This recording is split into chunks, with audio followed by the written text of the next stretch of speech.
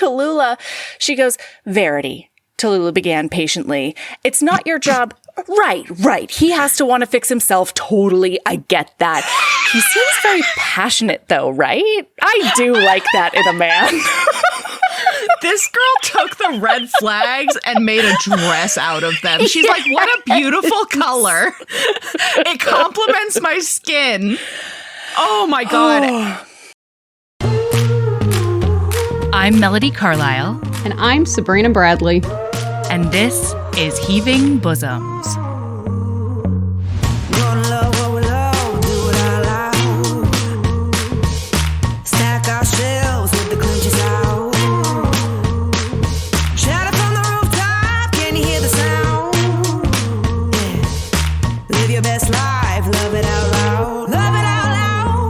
This is the podcast where best friends recap romance novels and other kissing media that makes us swoon, snark, and refills our cups. Whether you've read the book or are coming in blind, we'll lay bare every delicious scene and revel in the tropes and subgenres that make romance amazing. All right, listener, strap in and strap on. Headphones are highly recommended.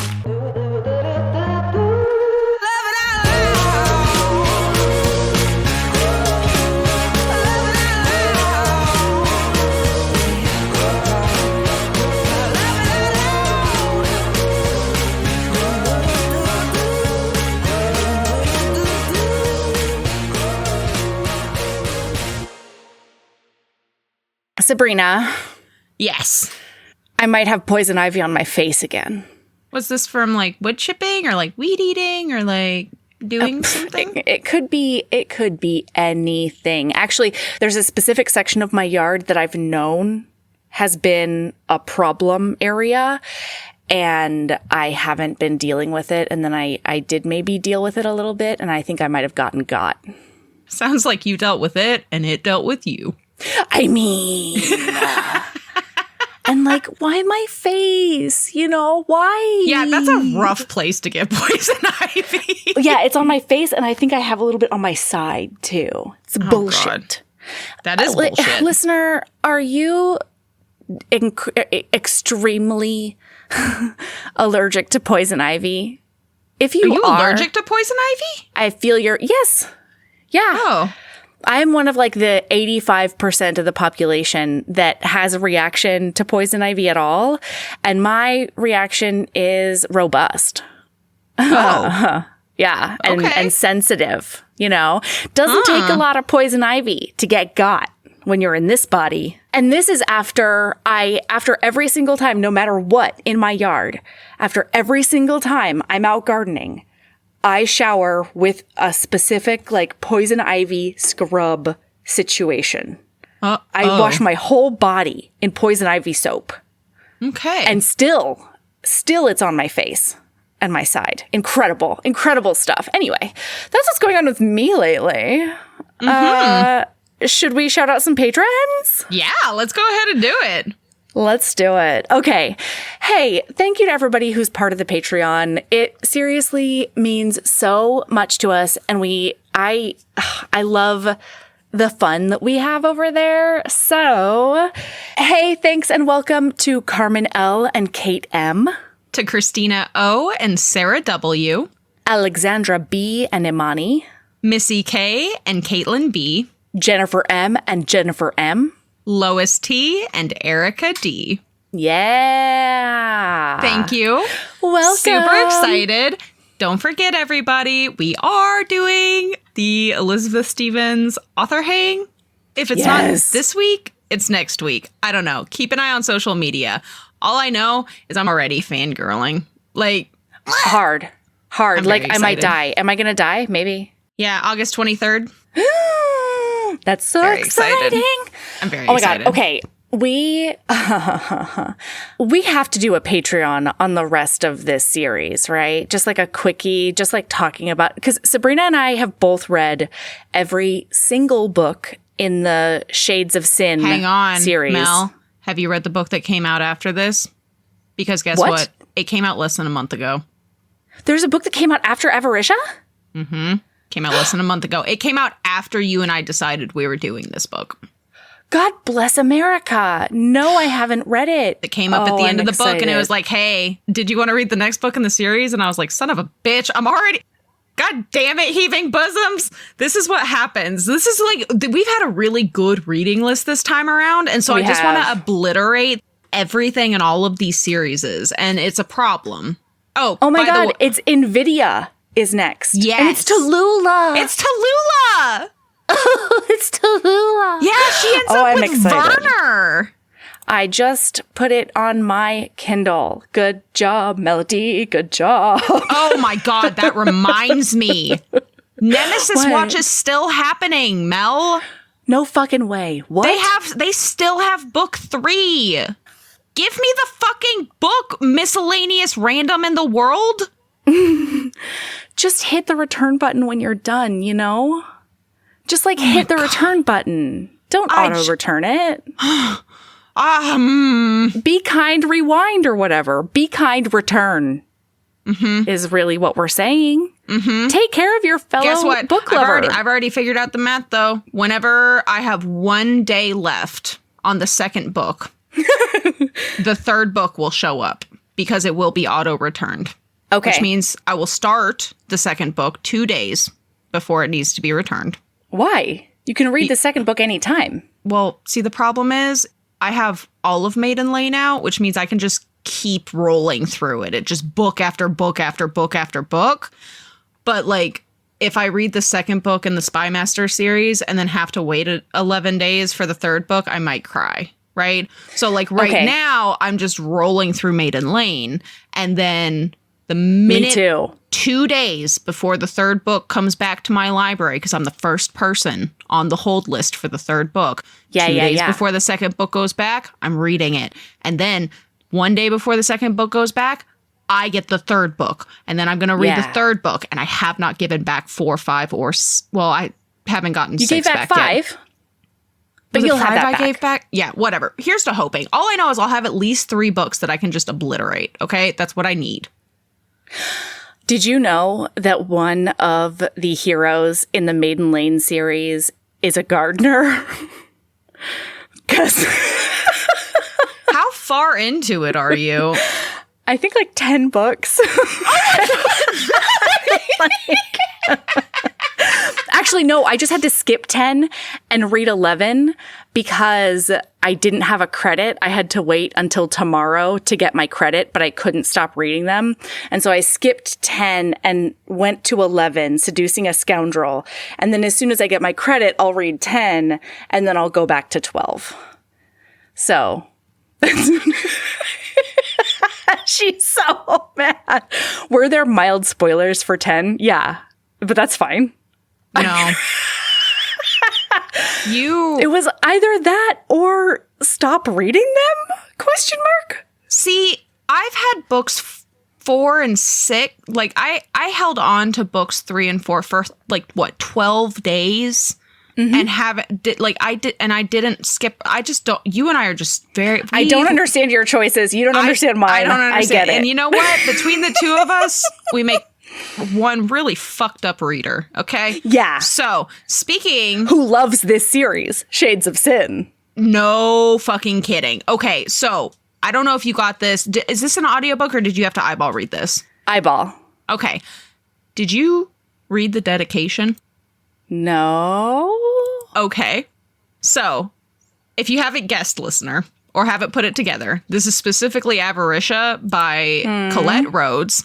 The dedication in this book is to the Airbnb host who said, but you look like such a sweet lady when I told her what I was working on. I think my favorite thing is that Colette Rhodes was just like, tits out. I'm working on a monster fucker romance to and a this would include Airbnb. Tentacles. Yes. Oh my God. Okay. So when I was looking through the beginning of the book and it said trigger warning and it had tentacles and somnophilia and primal, there were a lot of checks written and every check was cashed.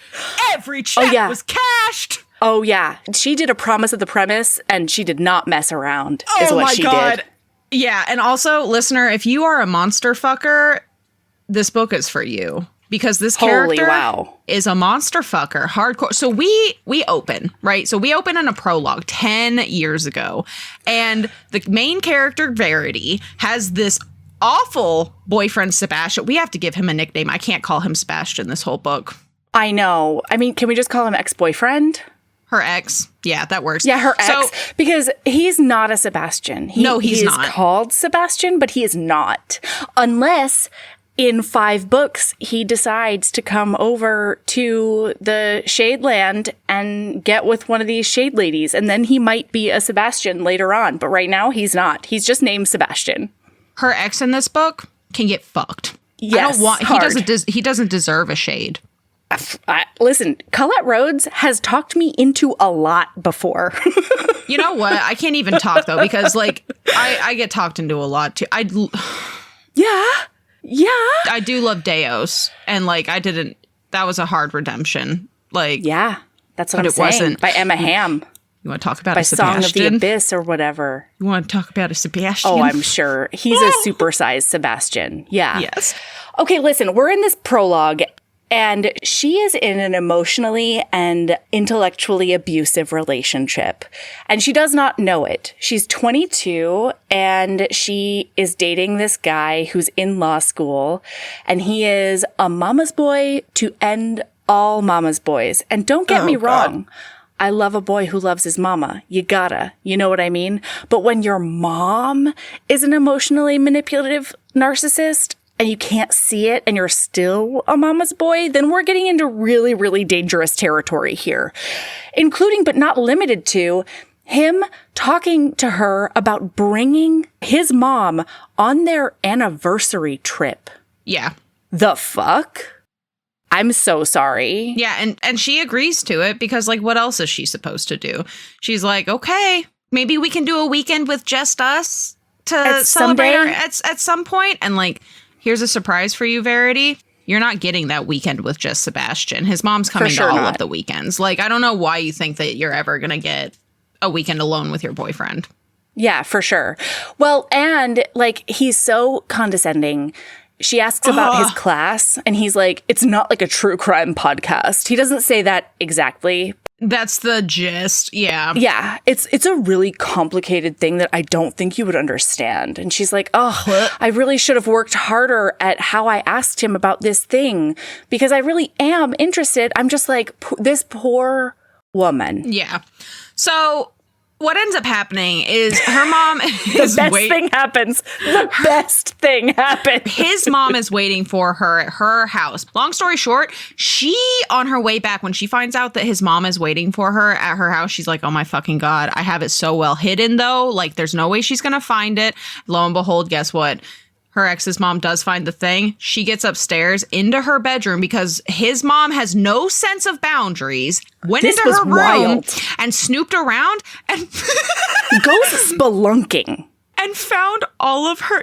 Oh my God, our heroine has a tentacle specific monster fucking fetish. And so she has a gazillion tentacle dildos, and the mom straight up took pictures, sent it to the Shadowhunter Council.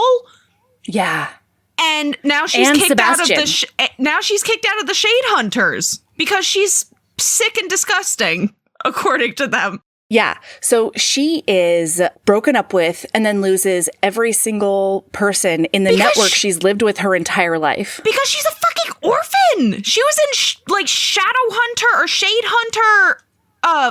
It starts with a fostering. Foster care, This is her whole life. And listener, just in case you're not super familiar with the series, I'll give you a TLDR of like the world. In this world, there are 3 beings that I know of who are sentient and important. The first one is humans, but they don't matter. They're just like muggles, you know? Then there are the hunters. And they are special evolutioned humans who can see these things called shades, who are beings from another world. Another dimension. Yeah. And they feed on human fear. So in our dimension, in Earth times, they they're just like wisps of a feeling. And like when they scare you, they get to eat and you run away. But the hunters can see them and they kill them if they kill them with silver daggers, and they're like very into it and very committed, because way in the Wayback Machine, the shades were not so great, and they kept the hunters like kind of against their will, because Cattle. Human fear is tasty, right? But it does not satiate in the way that hunter arousal does. Yeah. And the best part is, listener, just go read the first book purely for the fact that the entire first half of that book, it's an arranged marriage between we'll get into this in like a Patreon quickie probably. Sure. But like the first book, half of it, he's like, why is she still afraid of me? All of these things. And every time she smells good, he's like, oh my God, she's terrified of me. I've done something wrong. Meanwhile, she's just horned up. And then when they finally figured it out, like, boy, it is on TM. And it's hysterical though, because he's like, wait, all of these times you've been horny into it? And she's like, yeah. Yeah. And so shades and humans are compatible to the point that shade genitals don't fit together, at least like in an MF context. Because male shades have a knot, female shades have a lock. If you know anything about Omegaverse, those are going to be pretty familiar terms to you. But essentially, like, knot blows up at the bottom of the penis, and like it keeps the vaginal. I don't know how to say this in a not the vaginal opening way. Yeah, like it keeps the vaginal opening locked onto the dick, and it helps with like reproduction. And then vice versa, the female shades have a lock, which is basically their vaginal canal clamps. They don't down. Expand. Well, it also clamps down. Yeah. You're right. And so, like, if you lock on that knot, it's gonna be rough. But it's bad. But not always. They can make it work, though. They can make it work, because read Tristitia. And read Tristitia. Oh my God, it's so good. It's the first shade book, listener. Sorry. Melanie, I hadn't read Tristitia, so I had to read it to be able to read Avaritia. Yeah. It was so delightful. Isn't it wonderful? It's a the grumpy at the palace. And like, yes. And one of the guards of the hunter queen, and it's grumpy, and they get together, and it's amazing. It's good. Adorable. So anyway, back to this. Yes.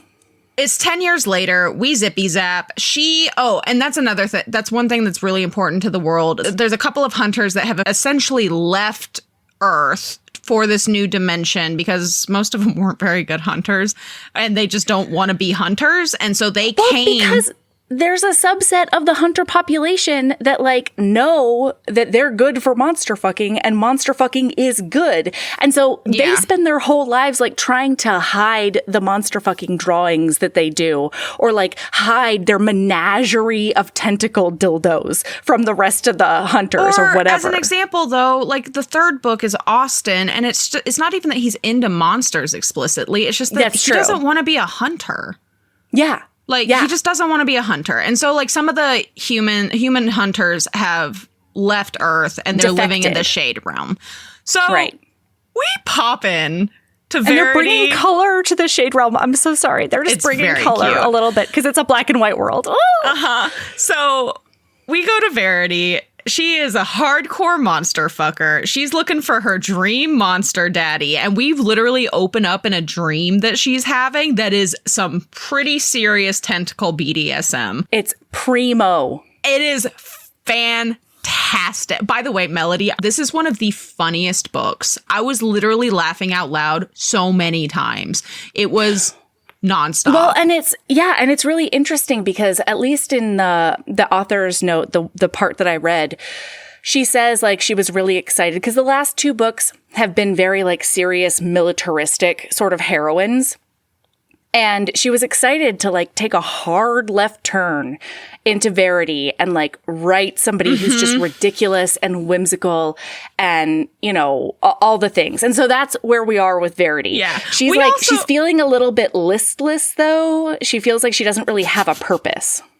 More importantly, though, while she's trying to figure out if she has a purpose, we find out, spends a lot of times having casual sex with shades in this realm because since the shades can't go to the human realm right now to feed, they're feeding off like stores of energy that are filled up from the people having, like the shades that are having sex with humans, because humans are basically battery packs for shades. And so human orgasms. Like, and so she's a little annoyed.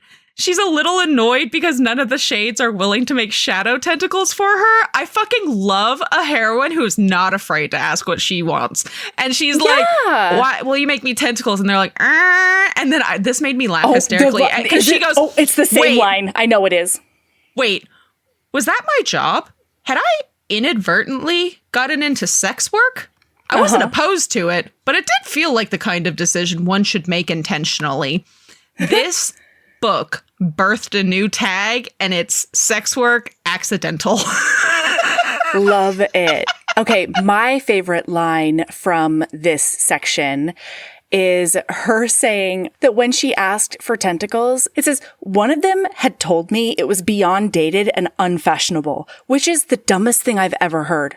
Tentacles were timeless. It's just like Verity. I've never felt more seen by a character than I do by Verity. I say that so about much. I say that all the time, but Verity is perfection. Oh, and then this felt a little bit like a call out melody. Oh, because she's talking about herself and she says, I was just Verity, a hodgepodge of vague interests that I wasn't disciplined enough to turn into hobbies, vain enough to care about my aesthetic, but not creative enough to do anything cool with it, and funny, but in a self-deprecating way that had a 50-50 chance of making people either laugh or get super uncomfortable. And I was like, well, goddamn Colette fucking Rhodes. Okay. How dare you? How dare you? How dare you describe 100% of the Heaving Bosoms podcast? How dare you? Man. You know what? Colette Rhodes, actually hit us up if you want to be our new brand ambassador that comes up with like just descriptions of how we live our lives. Because like, if you need to pick our brains, yeah. Honestly, though, that would be such a fucking honor. I've read every book that Colette Rhodes has ever written. I love her books, but like, I'm not mad about it, you know? But anyway, so, and then another thing, another time so this is all in the first chapter, listener. Wait, like this book came in swinging and was like, are you ready to learn some shit about yourself? Are you ready to get told? Because... So there's a festival that night, and she's like excited because there's going to be shades from out of town coming in, and she gets to meet more new shades. And she's like, ooh, I can fuck a new person. And on their walk there, I don't remember exactly what happens, but Tallulah says something in response to like her being a little self-deprecating. And Tallulah's like ta-taing her, like mothering her. And Verity in her head goes, Tallulah knew I wasn't destined for greatness. I knew I wasn't destined for greatness. That weird looking spiky plant over there knew I wasn't destined for greatness. And that was fine. Some of us were solidly destined for mediocrity. It took all sorts. Ma'am. Wow. Colette Rhodes. Yeah. Okay. Wow. Yeah. So we're at this festival thing. There's this one shade that she's been like dicking around with on the semi-regular, and he apparently is boring as shit. I want him to have a book though, and I want his book to be somebody who like gets him out of his shell. You know what I mean? Like the nerd. Yeah, because he is not only boring, but he's also incredibly privileged. He basically doesn't leave court. And so he needs to see how the other half live, frankly. But then while he's talking, While he's talking, she makes the comment. She's like, because she's not listening to him. And she's like, you know, I should probably be more interested in him, but I have a borderline clinical aversion to things that are good for me. So I won't. And I was like, Verity, stop it. We're still in chapter fucking 1. See, I did not identify with that one, but I saw it hard and I liked it. Boy, yeah. So then there's a commotion and she gets excited because she's like, oh shit, there's a shade that's causing some commotion, but one that I don't know. Let's go see what it is. And he is decrepit. He is wearing a towel because he cannot make shadow. They wear their own shadows. They make their own clothes out of their magic shadows. He can't even do that. He's literally got like a towel around his waist to cover his junk. He's malnourished because he refuses to eat from the communal stores because traditionally that was always for shades that couldn't go into the human realm. And so it was for like very young shades and very, very old shades. And because there's this moratorium on most shades going into the human realm to feed, everybody's doing it now. And there are certain people, including the king's mom, who refuse to eat from the communal stores and are essentially like starving. Starving to death. Yeah. And so he comes up and his plan apparently at first. Oh. Real quick, though, his name is Theon. And even though centuries ago they stopped using nobility terms, he is very adamant that he is the Duke of Lindau. He's not just the brother to the king. He's the Duke of Lindau. And you will call him Your Grace. Yeah. So he comes there and he's like, he wants to be like, this is bad leadership to make all the shades not able to go feed in the human realm.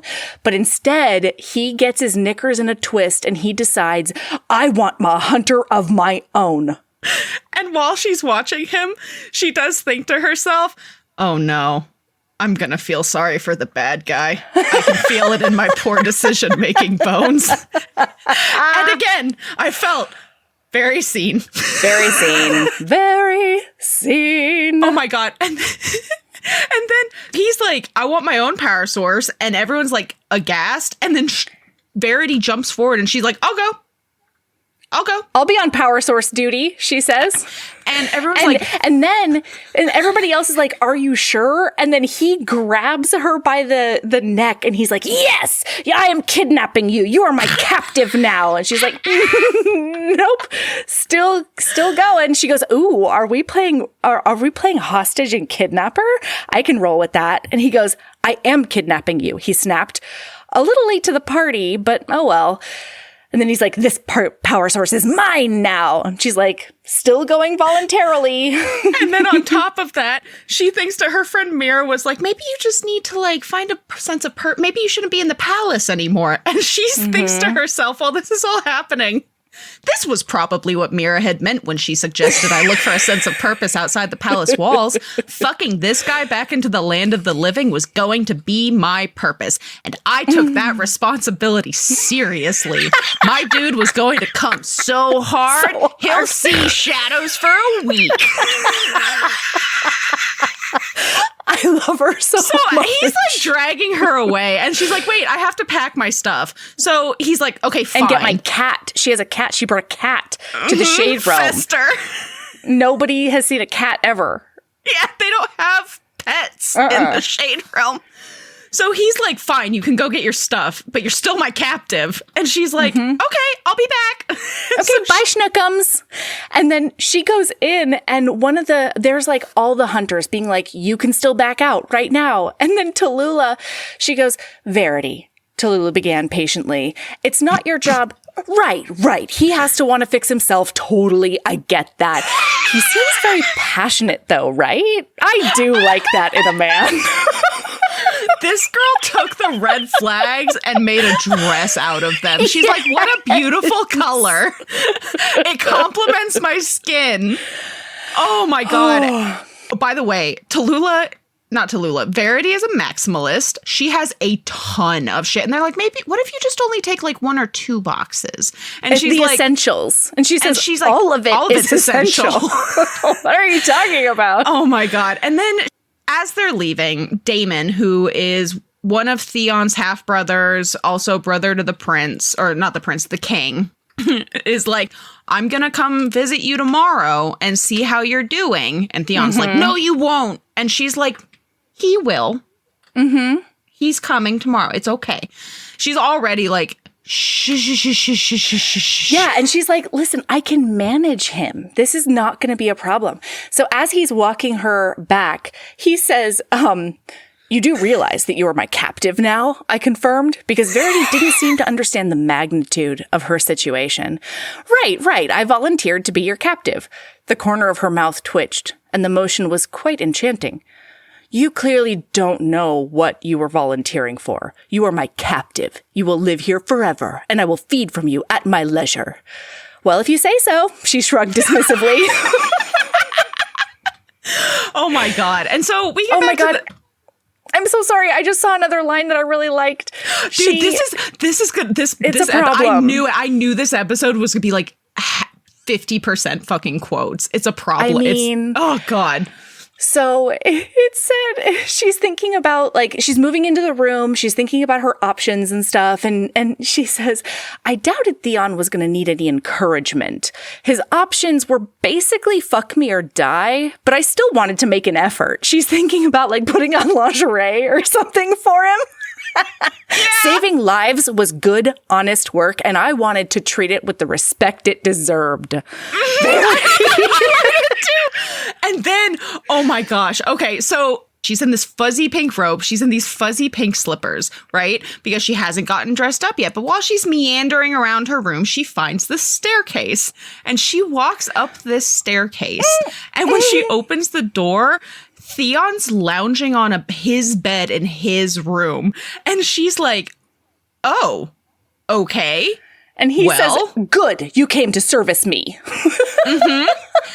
And then, so in her head, she's thinking that it's honestly genius of him to keep her in the mistress dungeon for easy access. And then she calls it a courtesan holding cell and a mistress storage closet. And then she just gets naked and crawls up on the bed. And she's like, can I touch myself to like get into it? And because she's submissive, like she doesn't like taking control in bed, right? But he's not in any state to be taking control. Right. And so she's like touching on herself. And then he looks at her and he's like, grind yourself on my thigh. And she's like, now we're firing with gas. And so she does. Oh, and she's so into it. And they're both shocked. She's like, wow. Like, he's like, is this all for me? And she's like, he's seeing her arousal. Oh my God. Because hunters don't produce, wetness. They only produce slick. It's very Omega-verse coded. Because it's buckets load of it, bucket loads. Yeah. So then he gets enough of her power from her just, initial arousal to have a little bit of strength. And so he's like, on my face, I will continue preparing you from here. And she's like, wait, you mean like sit on your face? And he was like, oh, yes. And then she says, I usually took, do you have the quote? She usually takes a very, if he dies approach to face sitting. But I'm a little concerned because Theon looks like he might actually die. Yeah. But then she ends up like on his face and then bowed over his horns. She's like resting her whole upper body on his horns. Oh my God. Yeah. And it's bananas. And then he can't stand it anymore. And so he's like, on my cock. And he basically throws her from his face to on her back between his legs. And he is a brand new shade. He's got, his face has filled out. He's got like, flesh on his bones. He's got muscles. And he comes up on her. And then he's going around her clit with the head of his dick. And she's like, oh my God, like, I don't think I can't. And he goes, yes, you fucking can. You can take all of it. And then he just puts it in. And then also at the beginning of this sex scene, she says, my one hard limit is no nodding. I'm saving that for marriage. And he's like, okay, I guess, like whatever. But as he's having sex with her. No, that's the next sex scene. What? When he knots her? Yeah. That's the next sex scene. Oh, I know, but they establish it in the beginning. Oh, okay. Sorry. That's what I was saying. Yeah. Okay. No, so he's pumping into her, and then all of a sudden she goes, oh, you have 4 horns now. She's like feeling really woozy, and he's like, oh no, I'm taking too much. Like I gotta cool it on the power slurping. Well, then he pulls her back up to him and starts like snuggling her and feeds her some water and is tucking her up against his chest. And he says, close your eyes, my captive. Rest a moment. Gosh, that was sweet. Had I gotten him all wrong? I hadn't been expecting a soothing, gentle, romantic shade to be hiding underneath that prickly exterior, because you won't be of any use to me if you're dead, he added affectionately, patting me on the butt. So he's just like laying there snuggling her. She falls asleep and he's amazed at how powerful he's already feeling because he hasn't even come yet. And he's musing about it. And he starts thinking about like, oh, what if I just came all over her and rubbed it into her skin so she smelled like me? And then he's like, what? The fuck? Why would I want to do that? That's weird. Like, that's a weird possessive thought. And he lets her nap for an hour on him with his cock still penetrating her the whole time. It's incredible. And then when she like woozily wakes up, he throws her down again. And then he says, because he's like softened a bit. And so as it's getting harder, he says, let's see if you can take all of me without whining this time. She's like, yeah, I can take it. And then as he's fucking her, like she looks like sex drunk again. Yeah. And he's like, man, I want to see that expression every morning and every evening. But then while he's looking at her, he notices her neck because she like moves her head and he's like, oh man, I really want to bite that. And he's not used to telling himself no. And so he does. He does a big old chomp on her fucking shoulder right where her neck meets it.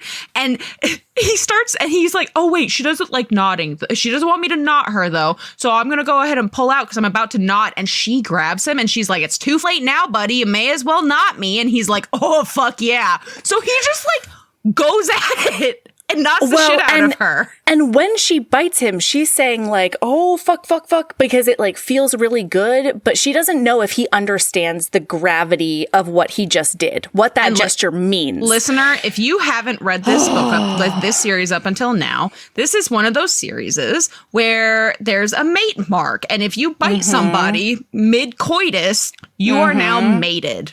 You are tied together till death. And she's trying to explain it to him. And she says, are you sure you're okay with this? Because like we're together foreversies now. And then he goes, it doesn't matter what it means. You are my captive and I'm keeping you forever regardless. Yeah, no shit, you're keeping me forever. We're fucking bonded by some kind of, I don't know, magic or something, whatever. We're basically married. No, we're more than married. We're super married, she says. Oh my gosh. And then she's like rambling about this and he's like, man, she's talking too much. And so he just like grinds into her until she's like a needy mess again and can't put together a coherent thought. Yeah, she's like, stop distracting me with orgasms. We really have to talk about this. And then finally, when they do, he's like, I'm not upset about this at all. This works out really nicely for me, actually. So what's it going to take? Like, we're mated, sure. And so that means that you will stay here forever. I will provide all of your material needs and I will feed from you whenever I want or whatever. And she's like, yeah, okay.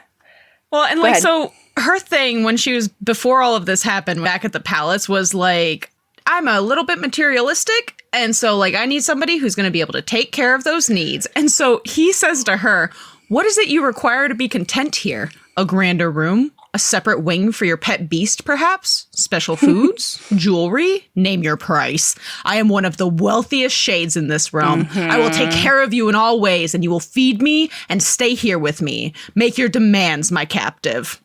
Honestly, when you put it like that, it doesn't sound so bad. Can I be bought? Yes. Maybe. Maybe. And then she looks at him and says, and this nodding thing, how often do I get this? As often as you like. Verity nodded solemnly, and I wondered if I had stumbled upon the most delightful being in the entire realm. I love them so much. But then, so they end up having this like back and forth. He agrees to take her to the castle twice a week to see her friends. And he doesn't know what to do with all of these mate feelings that he's having because he doesn't really know what's going on. And then he gets up and leaves her on the bed. And she's like, wait, where are you going? And he's like, oh, I'm going back to work. Find something to amuse yourself. And then leaves. And leaves her. And she is like stuck in the wet spot. And she's like, what? And she's literally like dripping cups of both of their cum out of her. She literally has to like take a cloth and put it on her pussy and like struggle to the bathroom so that she can do a cursory cleanup. It says so that she doesn't leave a trail of slick down the stairs. She doesn't want to leave a snail trail. Oh my God. And while she's walking, she's thinking about how she's a little disappointed about the lack of aftercare because it makes her feel like a fleshlight with bonus charging capabilities. Oh, Verity. Oh my God. Yeah. But then one of the two people who like take care of the house and take care of the people who live in the house, her name is Adorith. And she comes in and she's like, hey, I thought maybe you'd like a bath. I already drew you one. And then they're talking about everything. And Adorith is like, I think maybe it would be best like not to mention this mating mark to Prince Damon. Actually, Adorith just brings it up. And then by the end of their conversation, Verity says she doesn't want to mention it to Prince Damon because she doesn't want the other shades like freaking out and deciding that Theon bit her against her will, even though like that's kinda ish what happened ish. But she wants to see what this is before they intercede, essentially. And then she's like, Theon may have sucked at aftercare, but Adorith was on it, so I could live with that. It was the best. So now we find out, I think, about Theon, right?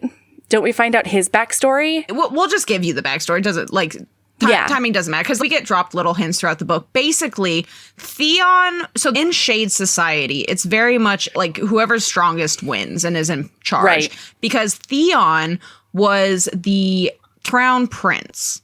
And He was then the his eldest. And then his half-brother, Alaric, challenged him and won. So he was now crown prince. And then his other half-brother, who's like 10 years younger than him, Damon, challenged him. When he was already really weak after fighting Alaric. They didn't even let him like power up or do anything. And he lost. And so now he's third in the pecking order. And he essentially gets banished to like the old palace, Ludlow Castle or whatever. Well, and it's because his dad, that's where he was raised. He was raised in that palace by his like carekeepers because his father was preparing him to be the next king.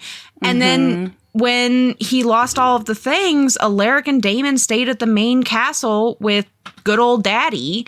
And he says that his dad basically never looked at him again. Because he wasn't the crown prince. Or do anything for him. And so he's been like banished on his own for the past however many years. And he's kind of a brain character. He's like kind of a mustache twirler, thinking that he's going to like take over the throne at some point. He's like, with all of the power I get from Verity, I'm strong enough to rule the thing again.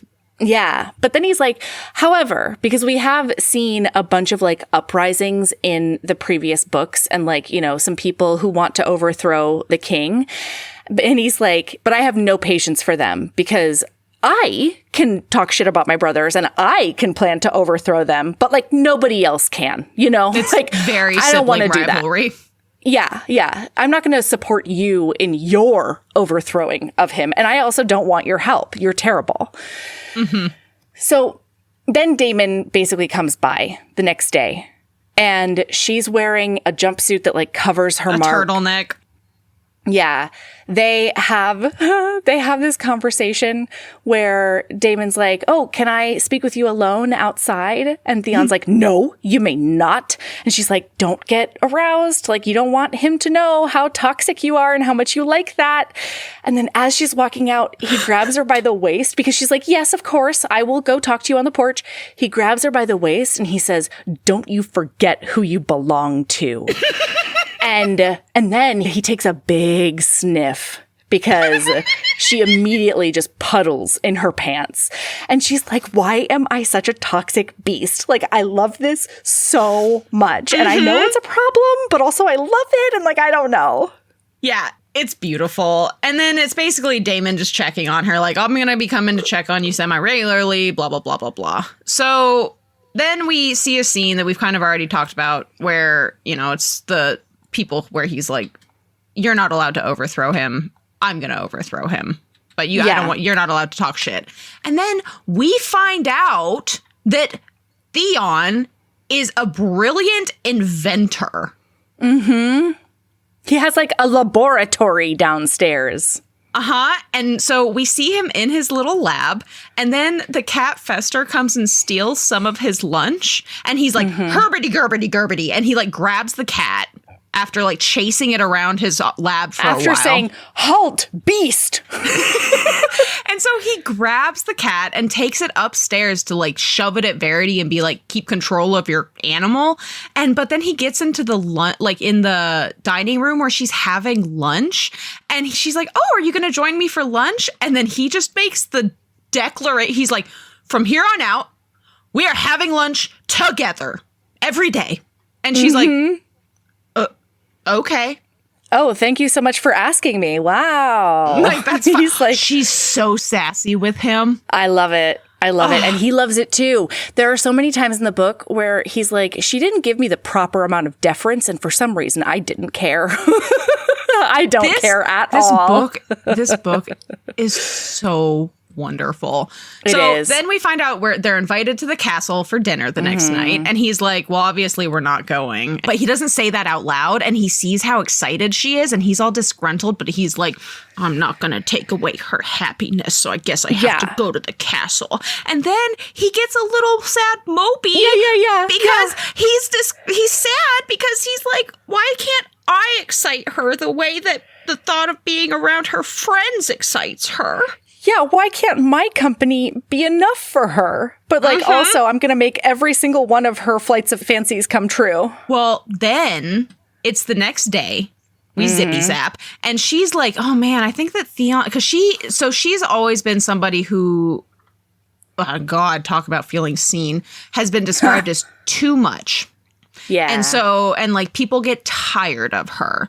And so she's worried. She's worried that the reason she's worried that Theon is already tired of her is because, according to her, "Well, he didn't pull me out of mistress storage last night, so he must be tired of me." Mistress storage, it fucking kills me. And we meet Theon's mom, Xanthia. We meet his sister, Rainy. Rainy is... I'm so sorry. Her name is Melody Rainy Willow. And I need listener to know that before we get to her nickname, which is Rainy. Thank you so much. There's no more questions that I'm taking at this point. So yeah, and Xanthia, his mom, is like the bubbliest, most excited person ever. She loves Verity cute. Immediately. Yeah. And they invite themselves to dinner, and he's trying to be like, "No, like absolutely not." But then he looks at Verity, and Verity goes, "Actually, I don't think it would be a problem." And he's like, "All right, I guess you're coming then." Like, Verity wants you to come. You're coming. You're coming. So they go and they end up sitting down to a private dinner. He gets seated next to the Dowager Queen. Yeah, Orabelle. And Orabelle's like, do you like Verity? And he says like, "Are you trying to take her away from me?" And she's like, "No, I'm asking a question. Like, just go with me here." And he's like, there's this big pause, and Verity's listening to it, and she's ready for him to say like, "Fuck no, she's the worst. I'm going to give her up," like blah, blah, blah. And instead he just pauses and says, "She is an adequate power source." Excuse the fresh fuck out of me, Melody Carlisle. What? He says she's an excellent power source. Oh, okay. So it's better than what I thought. What But my emotional memory took away from it. Verity, like, she's not even sad that she's not more than that to him, though, because she doesn't, it's what she expected him to say. Like, this is a common theme throughout the book. Verity is just, she expects the worst of everybody and about how they feel about her. And not in an angry way, just that's how the world is. Oh, it's so fucking depressing. So then, God, Orabelle is delightful. I love that old woman so much. She's in the first book a lot, and like, oh, she's just so crotchety. I love her. So, unsurprisingly, Verity really loves animals, and this just brought me a lot of joy. She's comparing what all of the dudes at the table are to what kind of dog they would be. And it was super cute. I'm not going to read the entire quote, but she's like, she just loves animals. You can guess. She brought her cat from the Earth realm, right? I mean, like, to be fair, like, she brought a cat. If I was going to Shade Realm, I'd be like, yo, I got 3 dogs. They're all coming, just so you know. But anyway, so the reason that Rainey actually wanted to come is because she's dead set. She's about to be of the age where she would be allowed to go feed for herself in the human realm. And it's this big thing. It's a rite of passage for Shades. And so she's hoping to get an exemption. It ends up not happening. Like, she barely brings it up before she is made to leave. And so... But I'm just bringing it up because it's important. It's a big plot point. At the end of the book. Yeah. So then as they're headed home, she realizes that, like, he's running out of steam. And frankly, she is too, because she has seen so many Shade and Hunter couples, and, like, they weren't scrutinized the way that she and Theon are. Yeah. And it's not like they didn't have bumps in their relationship. So, like, sort of get off my dick, you know? And then she says, well, I think it's time to go, Schnookums. Do you want to go, Pookie Bear? And so they get home, and she's like, do you need to feed? And he, like, does a little check-in, and he's like, I don't have to feed, but, like, I don't need to. We could make this happen. And so they walk into an unused room. It is absurd to him that she has so much desire for him, but she does. Yeah. And she's like, drop the shadows, bud. And he does. And then she gives him a blowjob, which another one of my favorite, like, this same thing happened in fucking Whispers of the Deep. A human doing something that somebody of your own species can't fucking do. Because guess what? Shades have sharp, pointy teeth. So oral is not a thing. She's giving him his first blowjob, and it blows his ever-loving mind. And she, like, saunters out, and I think this is where she says, like, we should probably talk about babies at some point. I want, like, 24, so something to think about. And then, oh no, I think that's at lunch the next day. But anyway, after she says, like, I want a lot of babies, it says, as soon as she was out of sight, my fist was wrapped around my cock before she'd shut the door behind her. He's so into it. This made me like adorable, hilarious, though, because I skipped this earlier because I didn't think that I needed to bring it up, and now I'm wrong based on something that just got said. To. So the first time that they have sex, right, he thinks to himself, these noises that she's making are only for me. Nobody else is allowed to hear them. No, these are my noises. I'll kill anybody else who hears them. And then after she goes down on him, he purrs, and she's like, oh, nobody's ever Oh my God, I love that part. Nobody's ever purred for me before. And in his head, he's like, who do I need to kill for not responding appropriately to my mate? So he like, on one hand, he's like, nobody's ever allowed to see this again. And then on the other hand, he's like, I'm going to kill them because they didn't make you feel good about what you did for them. Like, that's right.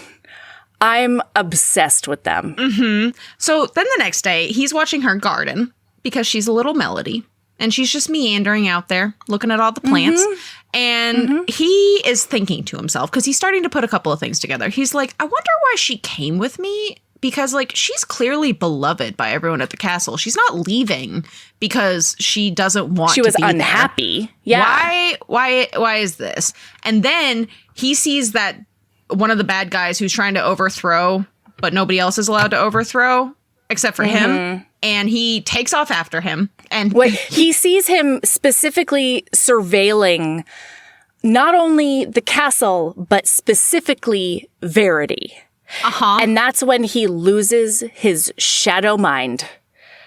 Boy, he goes running, and the guy sees him and so tries to hide basically in the in-between, which is this space that is like, it's all darkness, and it's essentially a way for the shades to travel not only between their world place to place, but also travel into the human realm as well. So he finds this guy in the in-between, in the shadows, and he knifes him to death and feels his body like turn to dusty shadows underneath him. And he's like, well, that won't be a problem anymore. So that's good.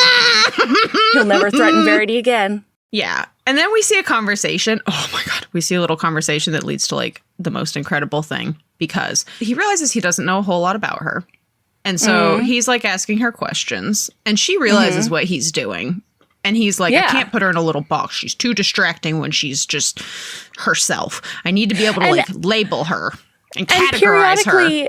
He's been like, he'll ask her a question or he'll say something, and then her response, he's like, you never say what I think you're going to say. Like, I never know what's going to happen with you. And she's like, yeah, keeping you on your toes. And then this conversation, she says, you're thinking too hard. If you want to learn about me and make it fun, you should just chase me. And then we zippy zap. Yeah. She has decided to explore the castle, and she's just meandering. And while she's meandering, she feels like she's being followed and watched. And she's like, interesting. And so she goes into the library. Well, first she starts going a little bit faster, and like because she can feel where he is with the mating bond, essentially. And so the presence that's following her keeps up with her, even when she starts just like super running. She's running for her life in these corridors, and she can feel him behind her. And then she goes into the library. Please take it from here, Sabrina. So in the library, she's looking, quote unquote, at a book, and he grabs her from behind on the throat. And he's like, squeeze 3 times if you don't want this. And she doesn't squeeze him. And then he is like, do you want me to chase you? Squeeze once. And she squeezes once. And he waits, and she only squeezes once. And then he's like, is slick dripping down your thighs for me? Squeeze once. And so she squeezes once. And then he like pulls her over to a table, and he's like, are you going to bend over, or do I have to make you bend over the desk? And she doesn't bend over, but she doesn't squeeze at all. And then he fucking pushes her over that desk, puts her over it, and ties her up with his shadows. We have shadow restraints. Yeah. Shadow bondage, y'all. And she's tied up, and she is so freaking horny for this. And then she's just thinking about those like endlessly adaptable shadow tentacles that he created, because they had a little conversation at one point about all of her fantasies that she has. And she's like teasing him now because he's not like stopping her from talking. And she's like, oh yeah, I'm your captive. Are you going to punish me and doing all of the, and he's being completely serious right now. He's like, you are my captive. Are you going to punish me? You're my captive. Yeah, sure. Should I? And then she's in her head. She's like, they're having this like kinky role play. And she's like, oh man, he's just so cute. I wonder, like, if anybody else had realized that, he really would just be so loved in the shadow court. Like, it's so cute. And then he gets super dominant, flips her over, and she's like, put one in my mouth. Yeah. And so he puts a shadow tentacle in her mouth. And she's like, going me with down, it. And then like starts to expand it. So it's like taking up all of the space in her mouth and throat, but she can like breathe just a little bit. And then he fucks her while he's gagging her on his shadows. And like, And she's never come so hard in her life. And then afterwards, while he's nodding her, he's so cute. He's like, did you like that? Yeah. And she was like, yeah, I did. Oh, and then he's like, what else can I do for you? Tell me all of your fantasies. Yes. And so she does. And we don't see that. That's off page. It basically is like, and so I told him everything, and we were there for a very long time. Don't worry, that check does get cashed. This was not just so. Yeah, we zippy zap. We see Theon doing all of his little things because we find out. So he has decided he wants to overthrow the throne and become king. But to do that, he has all of these plans. He has plans on how to improve the hunters' lives in the realm because they live in a really shitty old house. Basically, is where they call it the hunter sanctuary.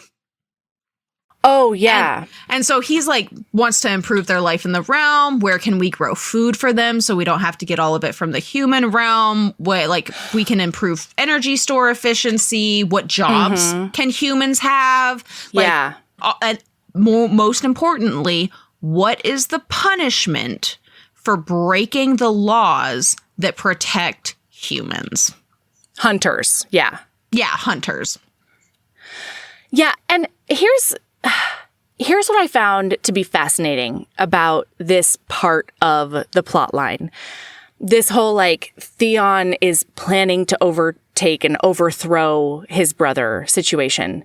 Because he says that a lot. He says, I am planning to overthrow my brother. But then anytime you actually get a look at the plans that he is creating, or like the devices that he is creating, it has nothing, absolutely nothing to do with war or how to, get more energy for himself to become a better fighter. No. It has nothing to do with that. It's all about, like, keeping shades safe in the in-between, and, like, how can we make sure that they can feed without doing blah, blah, blah? How do we entice more hunters here? It's all of his plans are about improving the realm for everyone, not about overthrowing. More specifically, it's about what comes after the overthrow. And what I think it is that he doesn't, it's not that he just doesn't know, he doesn't want to have to work with his brothers, and so he has to be the one in charge. And if he's in charge, he's the king, which means in order to enact all of his plans, he has to be the king. But he has no interest, frankly, at this point in the book. Guess what? Theon does not want to be king. He does not want to have to deal with the court. He does not want to have to do it. He should be an advisor, but he's just got so much pride. So much pride. And to be fair, he was raised to be the king. So, like, it tracks. And he just never would have thought to himself, what if I'm the advisor? Because he has no relationship with his brothers. Right. So then she decides that she wants to clean up the castle. So she's decided to start dusting in the library, and she doesn't show up for lunch one day. And he's like, where the fuck is Verity? And so he goes up to the library and brings her some lunch. And he says something. He's like, you can do whatever you want, dude. You're the Duchess. And she's like, yeah. But I thought that was like a marriage thing, not a mate thing. And he looks at her and he says, I would marry you today, but you want to keep it a secret. And she's like, there's so many little things that he does, and it's just so precious. And then while they're having lunch, he made sure that she had potatoes, so it's not all meat, because shades live on a meat-only diet. So, like, all of the rich shades, ones do. Yes, that is accurate. We spend a lot of time with the rich shades. Yeah, that's the first basically couple of all books. it is. Yeah. And then she's surprised because she's like, so what do you do all day? And he actually opens up to her. He's like, I spend time in my workroom. Do you want to see it? Yeah, my laboratory. And she's like, I'm allowed in there? And he's like, yeah, just be careful. Yeah, what about like, you being dangerous. the Duchess is what don't you understand? Of course, come down, I'll show you everything. So then he takes her down and he's showing her all of this sciencey stuff, and he shows her this little ball of the in-between. The black shadow that they used to travel. He has captured a little bit of it in a little ball. And she's like, this is beautiful. In a little glass ball, yeah. He's like, well, would you like it? And she's like, bauble? Yes. Yeah.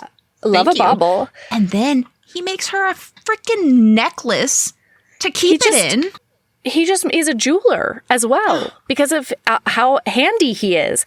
Yeah, he makes her like this filigreed silver thing to hold the actual orb, the glass orb, and then puts it on one of the chains that he also made and gives it to her. And she's like, this is, I think, maybe the best present I've ever gotten. She's like bowled over by it. Mm-hmm. And then this is the point where, so we've told you all about his past with Alaric. This is when she learns about it. And so she has a little bit more understanding of him. And then they're standing right after he gives her the necklace. And Verity's gaze drops to his mouth and she like steps closer. Yeah. And her front is brushing against him. And she like pauses because this is from his point of view. So like us as people, we're like, oh, she's going in for a kiss. Guess what? Shades don't kiss. They got those sharp chompers. He doesn't know that. He's like, what does she want me to tell her to run? Do I release my tentacles, as she so aptly called them? Or was it something else? And because he doesn't know what to say, he says to her, do you wish to feed me? I rasped. Verity blinked up at me, a slight frown marring her expression. Damn it. I'd gotten it wrong. Sure. We can do that. No. Tell me what it is you wanted to do. It was nothing. Should we go upstairs then? The ground seemed to be crumbling beneath my feet. Things had been going so well, and I'd ruined it with one clumsy misstep. Even her scent was changing, souring into something less settled.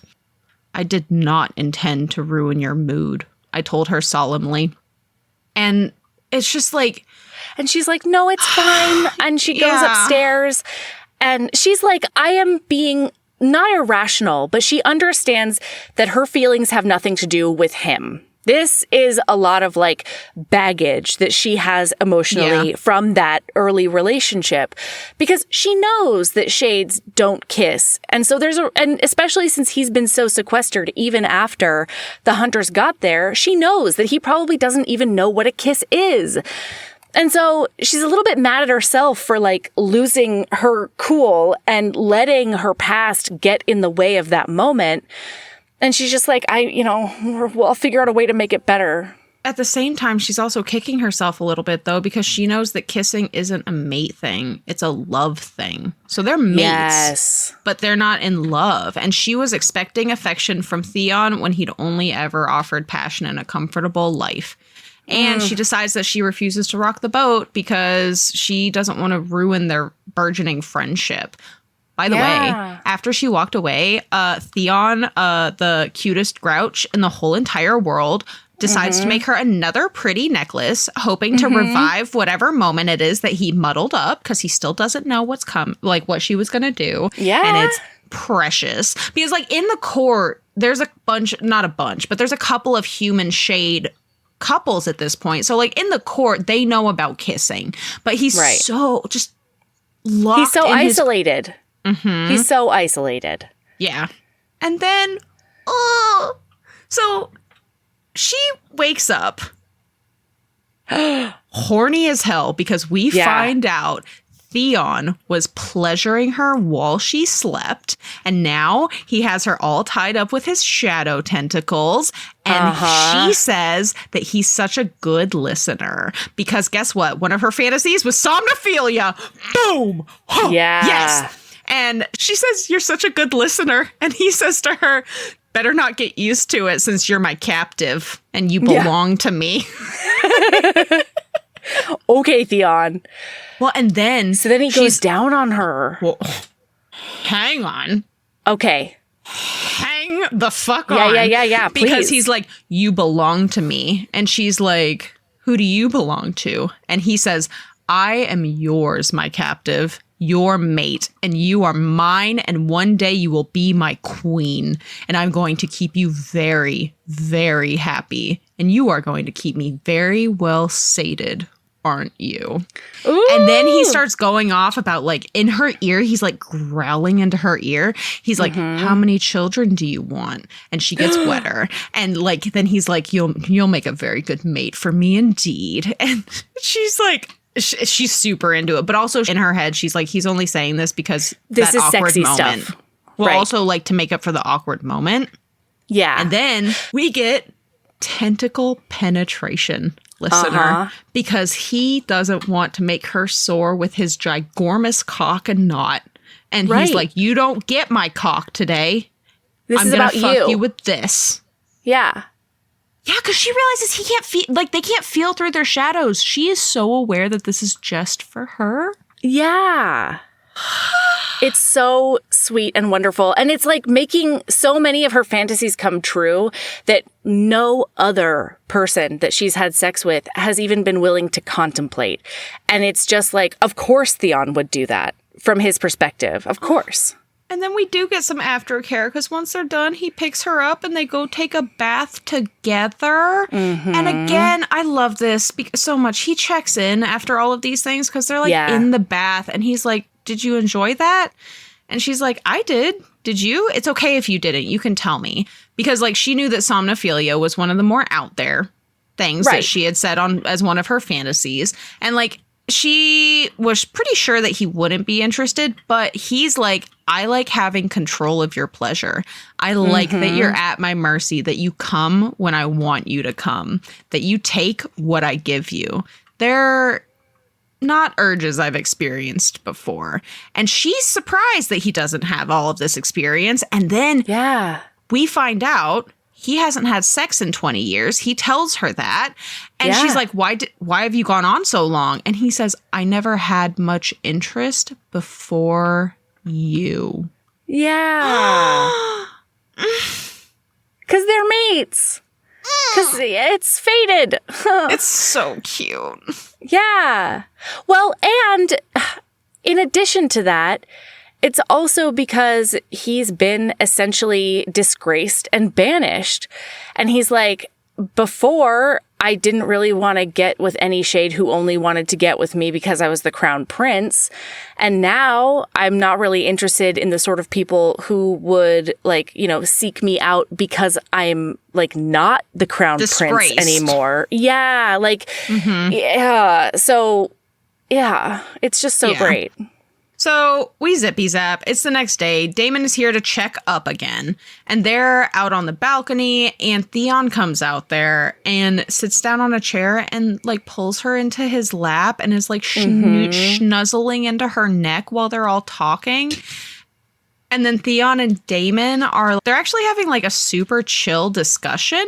Yeah, like a civil conversation. Yeah, they're just chatting.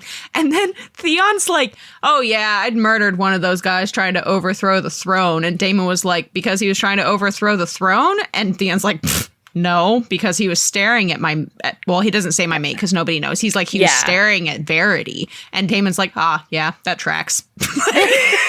And Verity's just sitting there being like, what? Okay. And then she goes, you didn't tell me. And he's like, was I supposed to? And she's like, when would you have told me? And he's like, well, never, probably. Like, why would it come up? It's the best. Oh, and this is when Verity starts realizing that Theon talks a big game about taking over the realm, but like ultimately his plans have no teeth to them. She says that she says that he is very much a brain in the Pinky and the Brain. And then she pauses and thinks, does that make me Pinky? That tracks. Well, yeah, because we haven't told you this, but like she loves dressing up to the nines because in that relationship, she like basically wore black all the time and like made herself into the smallest person she could be so that her boyfriend could shine. Well, and like specifically pink, like her room, her mistress dungeon, she has like pink fabric covering all the walls. Like, it's so her cute. tracksuits are pink. She wears like a baby doll dress at one point that's like fluffy and pink. Everything is pink and or sparkly. Yeah. So after Damon leaves, she decides, she's like, I think that tomorrow when the whole court is traveling here, I think we need to tell them about the mate mark. And they have this adorable little conversation where he's like, but you're still my captive. And she's like, yeah, I'm your captive. And he's like, and I kidnapped you. And she's like, you sure did, big guy. Yep. Yeah. What a good kidnap. And then that's what you did. And then she's like, but maybe we had a connection. And she feels so vulnerable. She's like, oh my God, I'm the lamest ever. And then he says, I am more attached to you than I expected to be. That was the Theon equivalent of I'd die for you, my love. Yes, and I refused to believe otherwise. Yes, Verity, you are correct. And then she looks him in the face while she's sitting in his lap and she says, I want to kiss you. And he's like, okay. And so she does, and she gives him she says, are you okay with that? Like, can I try that? And he's like, you can touch me in whatever way, like, you want, you can do anything. And she thinks to herself, like, the amount of trust it would take for somebody to just be like, carte blanche on my body, go ahead. She's very honored. And so then they have a little kiss, and it starts to get hot and heavy, and then they get interrupted because guess fucking what? Rainey has disappeared into the human realm because she has decided that she deserves to feed off of a human. So he immediately freaks out because he's very, very protective of his little sister. And earlier in the book, he talks about how he indulges her a lot because while he's talking about overthrowing the throne, she is talking about overthrowing him so that she can take over the house. And he's always like, she's like, you should enjoy this house while you have it, Verity. Yeah. You won't be here forever. When I overthrow my brother, you don't get to live here anymore. And he's always like, yeah, that's right. You get that confidence. He's so sweet to her. So he's like, I absolutely have to go find Rainey. And I think I know where she is because I told her earlier about this specific place to enter the human realm. Yeah, it's all been planned out for years. Her first feeding. Yeah. And he's like, and you have to come with me, Verity. And she's like, well, no, that's a really bad idea. I should not go to the human realm. I can wait for you here. And he's in this irrational, panicky place. And he says, you're not safe without me. And she says, okay, or I can go wait at the castle where all the other hunters are, and I would be safe there. And he's like, no, my brother Damon wants you. I cannot leave you. Nobody's going to take you away from me. And she's like, that's absolutely not true. We had the opportunity to get together, Damon and I, and neither of us were interested. And he's like, no, I know it in my bones. You have to stay with me. So she keeps on repeating, this is a terrible idea. I cannot go back to the human realm. If I get caught by the hunters, I may never be able to return, and they will pump me for all of the information about the Shadow Realm that they possibly can. And he is just not hearing it. He cannot hear it. So he drags her into the human realm through this place he told Rainey about. And it's basically in the wall of a canyon. And it's a hike. It's a hiking trail. Yeah, but it's specifically there's a big drop. Yeah. And the wind is bananas. The wind is so strong. And she keeps on being like, this is a really bad idea. This is a really bad idea. I need to go back. Please, just I'll even hang out in the in-between, And he has no problem here because he's a shadow right now. In the human realm, he's not corporeal. And as he turns around to be like, no, we have to go find Rainey, I'll be right back or whatever, this gust, Well, no, he turns around and he sees that the wind is buffeting her. And that's when he's like, okay, this was a bad idea. Let's go. Yeah. And I made a mistake. I made a mistake. And he goes to grab her. And then the wind is so hard that it pushes her over the side of the cliff. And she falls and she hits her head on a rock and she's bleeding. And he can't do anything because he's not corporeal. He's not he has to go get corporeal. another human. Oh my God. And then while he's looking at her, he's like watching her and he's like, Verity, my love, I made a mistake. I shouldn't have brought you here. You were right. I'll take you home now and you can rest. I will care for you. Just open your eyes, my love. I need you to walk a few steps for me. I will guide you back into the in-between and carry you the rest of the way. Just stand for me. Open your eyes, my love, and stand for me. I'll take you home and care for you, and you will be well. I'll never ask anything of you again. Please, Verity, wake up for me. And then she's not waking up. And so he decides to go get help. And he tells her, I will return for you, my love. I'm getting help. I'm getting help. Just don't die. I will be very cross with you if you die. You will come home with me and I will love you as you should be loved. Do not die. Oh my God. So he goes back to the Shadow Realm knowing that like he's in deep shit for several different reasons. And he does not care. He goes up to Soren and Astrid, the two like badasses of the guard, and tells them like, we need to go get Astrid. I need your help to go get her. And the place where they can get her through now that it's more light outside, because it's basically like the morning now, the place that they could get her through isn't big enough for Astrid's body. And so they're like, okay, we're going to have to figure out another way to get there. Well, and they're also like, what if she goes to a hospital? We'll never be able to find her. And he looks at them and is like, well, that's not that's not exactly true. And boy, Soren is giving him hell. He's like, you bit her? You mated her? What the fuck is wrong with you, Theon? Yeah. And then we zippy zap to her. She wakes up in a hospital and she decides to play amnesiac because her nurse is a hunter. And he has alerted all of the other hunters. The whole hunter council is coming. And the way that she plays amnesiac is she looks at this nurse as he leaves and is like, do you know where my boyfriend is? So they figured out that she's at a hospital, right? Astrid, Theon, and Soren know where she is, but now there's hunters crawling all over it. And Astrid is notorious. She was the best hunter who ever hunted in their generation. So there's no way she can get into the hospital and not be seen by this convergence of hunters. Well, and then while Astrid is trying to figure that kind of stuff out, we see a little conversation between Soren and Theon. And Soren's like, so like, was the mating wholeheartedly consensual? Did she ask for the mate bite?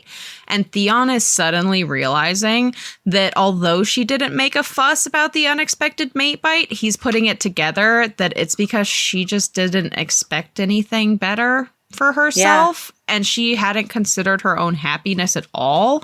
And so now he's like, oh my God, I forced her into this. I coerced her. I'm awful. And he's thinking like she won't even want to come back probably. Because what if she wasn't even happy with me and what if I fucked it up so badly? Yeah.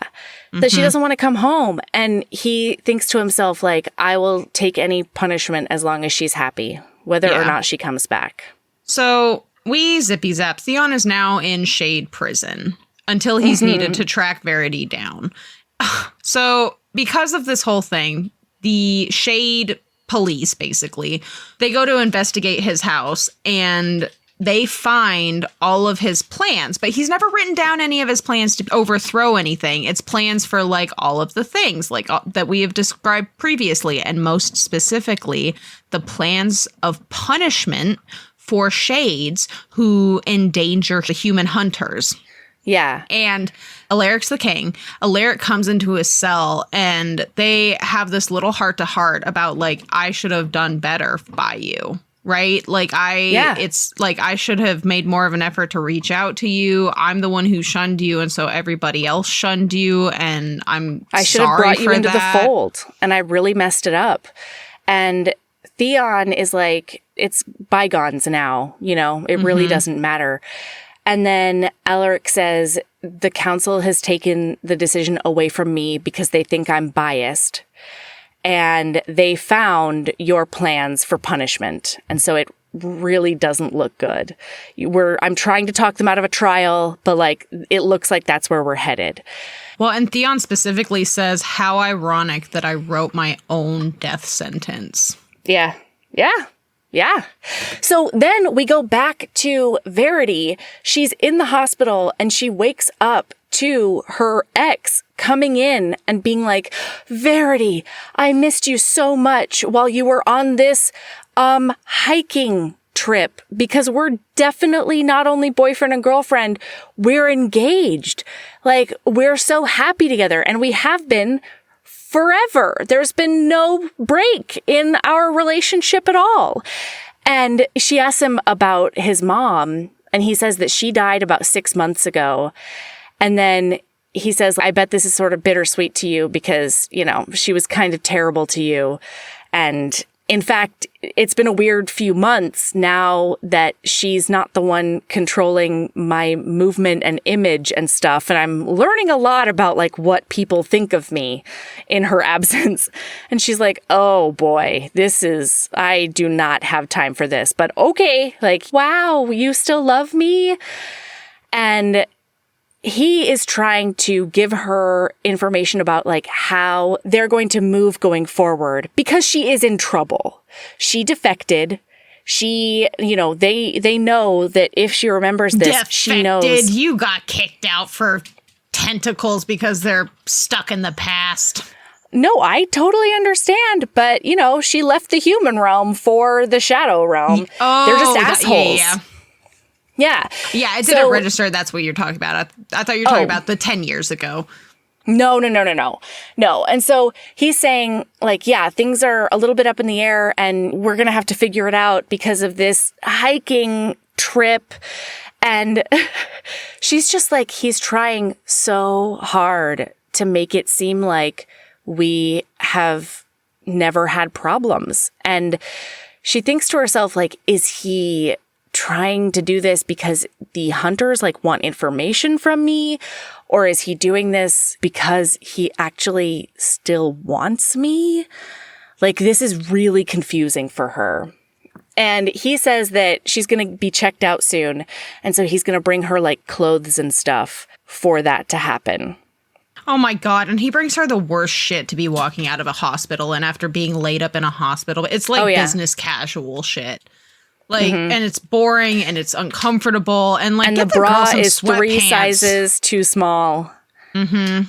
It's like the most. Yeah. Yeah. So we zippy zap. We see Damon go to Theon's cell, and he basically is like, they're not going to wait for the trial until after Verity gets back because they don't believe she's coming back for you. So we're going to go ahead and do it. And they're not listening to any testimonials because they think they're biased. Well, and he's like, we've been fighting hard for you. Like, we have been defending you as much as we possibly can, but they're just not listening. And Damon and Alaric can't figure out if it's because they're trying to like make an example of Theon so that other shades don't fuck with hunters, or like what it is. But the council is dead set on putting this shade to death. So they go in and they do like an hours-long mock trial. Well, it's a real trial, but... Well, in the entire walk to the trial, he's thinking about how this is going to give Verity a chance to start over and find a mate worthy of her. Mm-hmm. And then on their walk, he tells Damon, you'll keep an eye on Verity, won't you? You'll keep her safe if anything happens. I mean it, Damon. See that she's kept in comfort. She drinks tea to break her fast, and she doesn't like meat before midday. Her beast Fester must be kept indoors for his own safety and will steal food from anyone and anything, but she cannot be without him. She likes a great deal of soft furnishing in her chambers in shades of pink and requires many beauty and comfort items from the human realm delivered regularly to her. But she won't ask for it.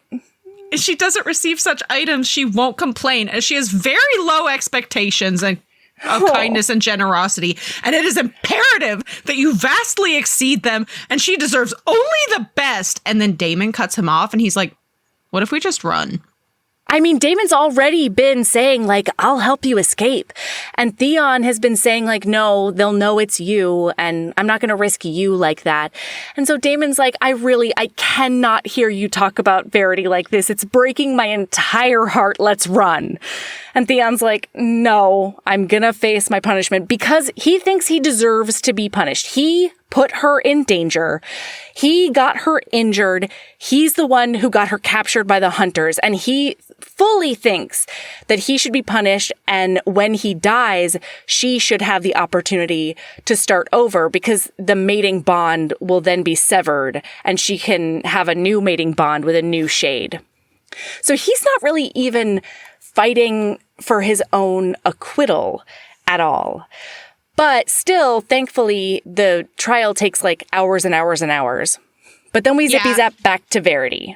So back in the human realm, her ex doesn't take her to Denver like she expected. She gets brought to a hunter mansion where all of the hunter bigwigs have been waiting for her, basically. Mm-hmm. And they have a little chat like, tell us all of the things that you know. Like, surprise, it wasn't a hiking trip. You got stolen by the shades and, like, attacked and assaulted. You were kidnapped. And they finally let you out after torturing you and almost killing you and blah, blah, blah.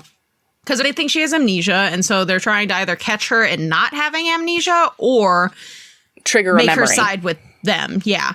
And so she doesn't fall for it, doesn't do anything. And oh my God, it's so beautiful. During this entire time, she's like thinking to herself, like, I wasn't fundamentally broken. No one was. And I deserved love. I deserved to be loved with all of my oddities and my too loud voice and my sometimes inappropriate jokes. I wasn't broken. It had just taken me a while to realize that all the parts that made up who I was were pieces of an interesting puzzle, not a mess of unwanted scraps. Oh, and part of it is because she's starting to like feel a little bit bad for her ex because it seems like he's genuine in wanting to like protect her from the other hunters and keep her comfortable or whatever. But she thinks to herself, like, that's not love. I love Theon. I know that I love Theon, and I would never even dream of creating some sort of fabrication to keep him with me. That's not love, and he wouldn't do that to me. So she ends up getting up because the hunters are so vigilant about this that they keep all of the lights on in all of their facilities all the time. And because the shades can't enter the human realm if it's not at least a little bit dark. So yeah, they need shadows. They also, Also, there are no light switches in her room or her bathroom. So there's no way for her to even create any darkness. What a fucking nightmare. As somebody who has to sleep in like pitch black, this would kill me. Yeah. Yeah. Like I would need, like we're going to have creepypasta Russian sleep experiment up in that fucking hunter mansion. Yeah.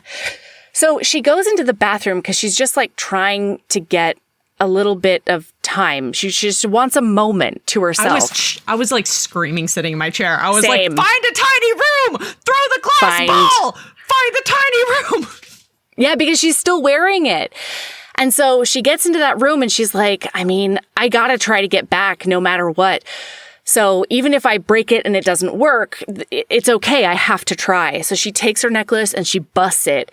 And then this piece of the in-between, like it's like a goo situation, and it covers it's like the expanding entire foam. Yeah. In between. Yeah. And all of a sudden, once everything is covered in that bathroom in whatever they call it, capsite or whatever, capsite, she is in the in-between. But now she doesn't have shoes on. Like she wasn't ready for this, really. She's also fresh out of the hospital after falling off the side of a cliff. Yeah, so like she's not already doing weak. so hot. And so we like skip forward a little bit in time and she's actually laying down in the in-between, dying, basically. She's ready to die. And we watched her like walk a bit and like she's trying to find a door. She's trying to find a portal. She's yelling, trying to alert someone that she's there. And then finally she just gets so weak and so cold. Apparently the in-between is very cold. She didn't notice this. And so she lays down and she's just like, this is where I die. I tried my best, but some things just don't work out. And what are you supposed to do, you know? But she then wakes up and she's in the Hunter house and she's in a bed. She's got her friends around her and she's like, oh my God, where is Theon? And they're like, he has been on trial for several hours. And without a moment's hesitation, she just launches herself out of the bed. She's almost collapsing.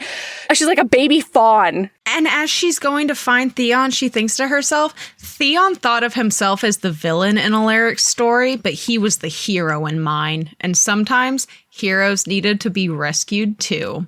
Yeah. So they make it to the trial. She stumbles into the room and the people who have Theon on trial are pissed. They're like, you can't be in here. And she's like, get fucked. I have something to say. And so she's about to hit the ground. Theon catches her. She's sobbing. She can tell that he's hungry. And she's like, she thinks to herself, if I had enough energy, he'd be getting a blowjob in front of these stuffy assholes while they stared us down. Yeah. Because he's starving. So they're like, tell us why Theon shouldn't be punished for endangering you. So she goes that route for a while. And then finally, what's up? Hang on, though, because she finds out that he's going to die and he's like worried about her being healthy. And he's like, you don't need to do this. You can be free and start over. And she looks him dead in the face and says, I dragged myself through hell to get back to you. I refuse to live. And she's poking him in the chest. Yeah, she's poking him. I refuse to live in a world without you in it. If you think you just get to up and die and leave me here, you are very fucking mistaken, Your Grace. Mm-hmm. You belong to me, and I'm not letting you go. And what like badass. Theon has never been so flattered and gobsmacked in his life. So then essentially her argument becomes, this isn't about me and it's not about us. This is about y'all and your baggage about, you know, the line of succession. You have no idea what to do with Theon because you feel weird around him. And that's why you're trying to put him to death. And like, he is so smart and he has so many ideas for the realm. And if you go through all of his stuff, like he can help us improve this place. And then finally, either Alaric or Daemon are like, well, since you're the one he endangered, why don't you decide his punishment? And do you want to read it? I don't have the exact, but I basically quoted the whole thing into a paragraph. So she says that he should be employed by the crown on a permanent basis and that he will find this an acute sort of torture and consider it a punishment for the rest of his life. And he murmurs and he leans forward into her ear and he's like, you have no idea. But if it means keeping you, there's no punishment I wouldn't face. Well, and specifically because it's not just he should be employed by the crown. It's that he needs to collaborate with Alaric and Daemon and Ophelia and anybody else who should be involved. And she's like, having to do a team sport is going to be really hard for Theon, essentially. And like, he's not going to like it. So then he's like, we're going to leave Alaric here to sort out the details. It's time to go home with as many healers as I can possibly find. Oh my God. So he's carrying Verity with like a horde of healers and all of her friends behind him. Mm-hmm. And he's thinking about how much he wants to tell them to fuck off and leave them alone. But like, Verity won't like it, so I won't do it. And then they walk in and he's like, you sleep in my room now. And she's like, does that mean I can use the mistress dungeon as a walk-in wardrobe? And he's like, in his head, he's like, I don't know what that is. Of course you can. Of course you can. Whatever you want. And then she pulls herself up into his ear and says, I'm in love with you, Theon, Duke of Lindau. And I closed my eyes for a brief moment, savoring the utter perfection of those words. I'm in love with you too, Verity, Duchess of Lindau. I am never letting you go. Oh. So now it's been like, we sort of jump to weeks later, and he's been hovering, essentially. And she's very ready for him to like have something else to do. Please and thank you. I'm fine. And they end up having sex, and she gets very mad at him because he's trying to be gentle with her in bed. And he's being like really deferential. And very importantly, though, before like all of the sweet sex stuff, which there's a whole quote. I won't read the whole thing to you. But she tells him, "You need to come out and face your punishment. You don't even know what you're in trouble for, but you're not allowed to come. You're going to give me so many orgasms that I can't see straight, and then you're going to carry me back to bed and snuggle me, and you're not going to come." And he's like, "All right, sounds good." And he's like going at it in the library. And then like 5 seconds in, she's like, "Okay, I can't do it. Give me your knot now. Please, please, please, please, please." And he's like, "I've never been more," he says something like, he is like so enamored by his beautiful, lusty, fiery, amazing mate. Yeah. And then she does tell him what he was in trouble for. And she's like, "You didn't even try to escape the prison and come after me. In the future, I expect you to move heaven and hell and earth to get back to me." And he's like, "We will never be separated again." Yeah, it won't be an issue. And then apologetic sex where she's like, "No." Yeah, he's trying to be like gentle. And she's like, "Hey, I haven't changed. I'm not made of glass. And I like the way we fuck. I don't want to do this make love thing. When you and I are doing this, we are fucking." She says, "You better fuck me properly, Your Grace. You better pull my hair and wrap me in tentacles and tell me I have a perfect, greedy pussy. After you fuck my soul out of my body, then, and only then, you may resume being apologetic." And he's like, "But are you sure? Are you sure?" And she's like, "Yes." And then she says, "Power up, then give me those tentacles." Yeah. Oh, it's great. The end. Great time. The only important part from the epilogue, just because it's adorable, okay, is it's the day of their wedding. And he is like, "Are there enough flowers? Yeah. It needs to be more flowers than Alaric's wedding to Ophelia. More flowers. Okay. Yes, it is more flowers. Perfect." And then he goes up to the room where she is with all of her friends, and he's like up against the wall, and she can feel him through the mate bond. He's in the walls, was my understanding of this. Looking through a peephole. He's in the walls. Well, he can't see her. Oh, okay. He's just listening to her then. Yeah. And she's like, she's up against the walls, like eavesdropping against them, basically. And he's thinking to himself, "I found Tallulah's prim attitude trying, but Verity seemed to enjoy her company. Verity enjoyed my company, though, which didn't speak very well to her taste in companions. I would be forever grateful for it." Oh. And so then she goes up to the wall and she's like, "Hey, babe, you gotta go. Like, go eat lunch with your brothers. It's gonna be very soon when we can be back together." And then he's like, "But we have lunch together every day." You clingy mess. Get out of here. She's like, "Well, just, you're gonna have to deal with the fact that we're having lunch at the same time. Okay? Same time. Under the same fucking moon or whatever. We will have Theon? lunch together. We will have lunch together every single day for the rest of our lives. But I really need you to leave now." The And end. He does. Listener, The end. it's so good. It's so good. Actually, that reminds me, because I was going to say, he respects her wishes and like he leaves. And that was sort of the crux of her issue with him, like forcibly taking her into the human realm. She's just like baffled because she's like, he's respected my wishes in every single thing until now. It was so out of character, and it's simply it's because he was just so emotionally volatile, thinking about his sister being gone and his jealousy over Damon and his fear over her being hurt. And like, buddy, you're gonna have to accept her boundary, like her wishes, even with all of that. That's a you problem, my friend. Absolutely. Yeah. And he definitely learns that, I think. So anyway, the end. It fucking was just perfect so book. Fucking good. I cannot wait to read Invidia. This is one of my favorite monster series. Like, Same. Oh, God. Every time a new one comes out, I'm like, Colette. Yeah. Oh, so wonderful. All right, Mel. What's your lady love? If you don't have one, I have mine, so I can go. Please go. So my lady love is locally made lavender syrup. My local coffee shop makes most of their own syrups in-house, including this lavender syrup that's delicious.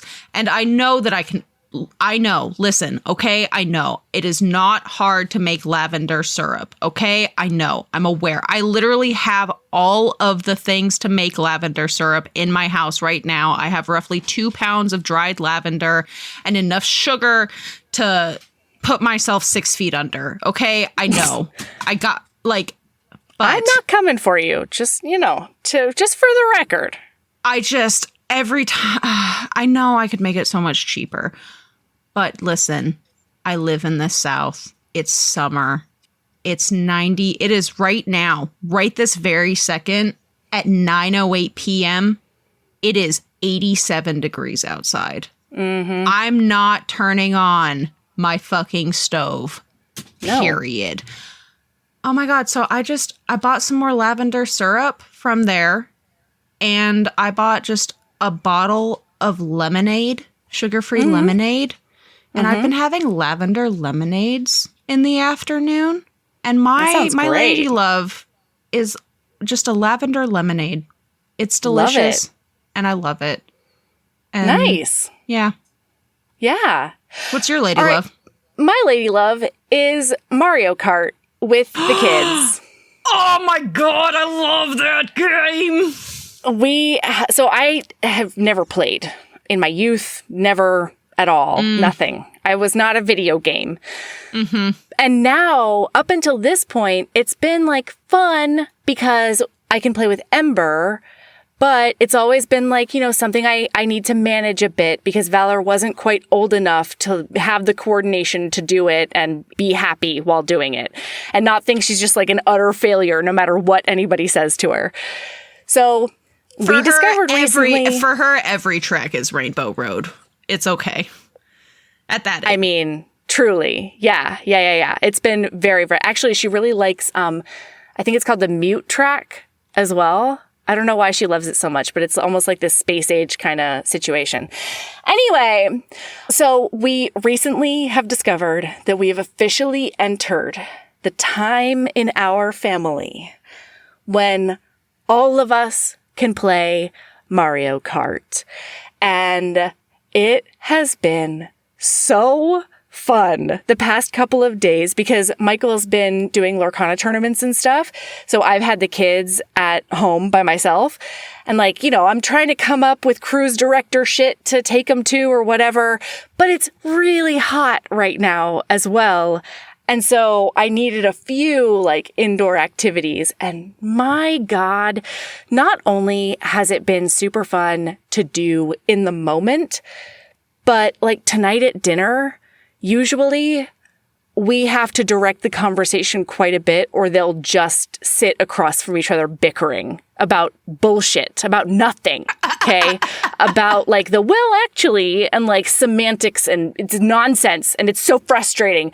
But tonight I sat there very quietly and I was just listening to them talk about Mario Kart and it was oh my God. So Mario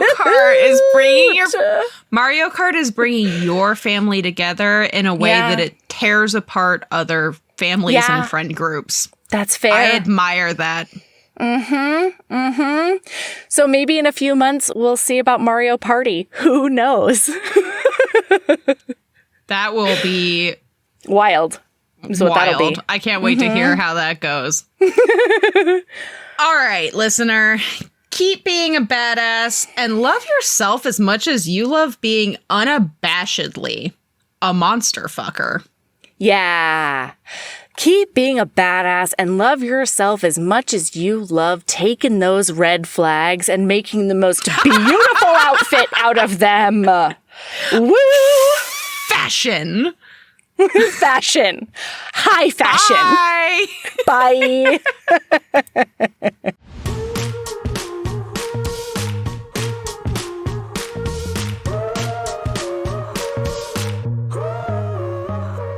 Heaving Bosoms is produced by us, Melody Carlisle and Sabrina Bradley. Editing is done by Melody Carlisle.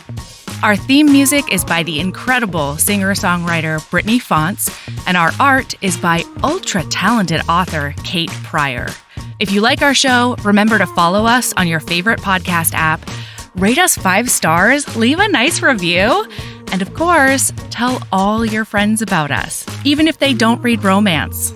If you want to get in touch, you can email us at heavingbosoms.podcast@gmail.com. If you want more of us, visit patreon.com/heavingbosomspodcast. You can also find us on Instagram at Heaving Bosoms, on TikTok at Heaving_Bosoms, and in our Facebook group, the Heaving Bosoms Geriatric Friendship Cult.